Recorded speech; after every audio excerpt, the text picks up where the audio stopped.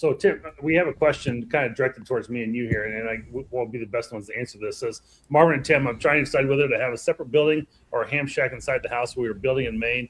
Any thoughts or recommendations? I'll let you go with your answer first and see what you think, and I'll follow up with it.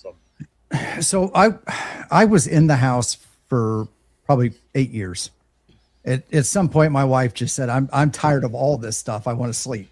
So she sent me out here. I kind of like being out here. It gives me a little refuge, and I'm not bothering her or the kids with all the other stuff, whether it was making YouTube videos or live streaming like this.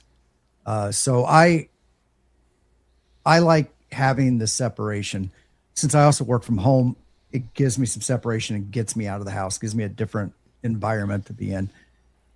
With that, though, from the remote perspective, because I'm not with the radio all of the time, if a storm comes through, something like that, generally you want to make sure your stuff gets disconnected and everything. And you can do this in the house too. I've got gear here that when I detect lightning within 25 miles of my home, I can power everything down. I can open up the antennas. I don't have to manually do any of that. It's done. I can power it off. And so there's some extra steps that you would probably want to consider when setting up remote like that.